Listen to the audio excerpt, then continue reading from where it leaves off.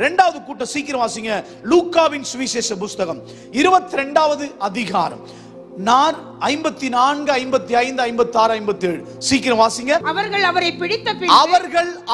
பிடித்த பின்பு பிரதான ஆசாரியனுடைய வீட்டில் கொண்டு போய் விட்டார்கள். பேதுருவும் தூரத்திலே பின் சென்றான். இந்த ஒரு வார்த்தை போதும்.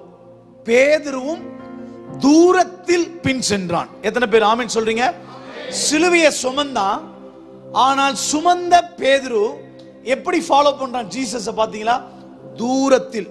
சில பேர் அப்படிதாங்க சர்ச்சுக்கு வருவாங்க, சபைக்குள்ள டிஸ்டன்ஸ் மெயின்டைன் நம்ம எல்லாம் ரொம்ப வச்சுக்க கூடாது சபையில.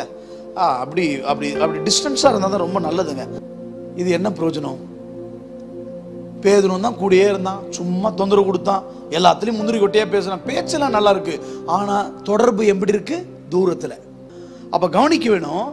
இன்னைக்கு நிறைய பேர் சர்ச்சில் வந்துட்டு தூரமா பாக்குறது, தூரமா நிக்குதா? Yes pastor, praise the lord, okay thank you. Distance maintain பண்றீங்க. கர்த்தர் சொல்றாரு, பேதுருவை போல தூரத்துல பின்பற்றாதீங்க.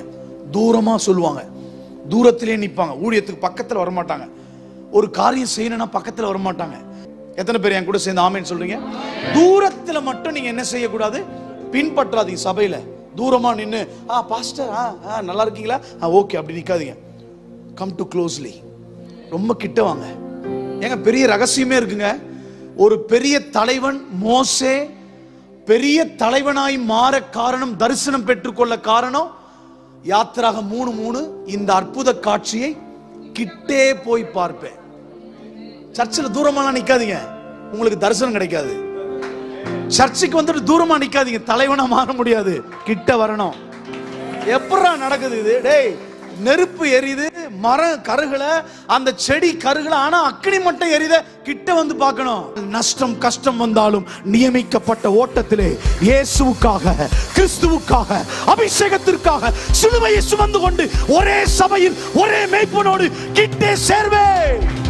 அப்படிப்பட்ட பக்தி வைராக்கியம், அப்படிப்பட்ட வல்லமை ஒவ்வொரு வாலிபனுக்கும் விசுவாசிக்கும் தேவை என்று கர்த்தர் சொல்லுகிறார்.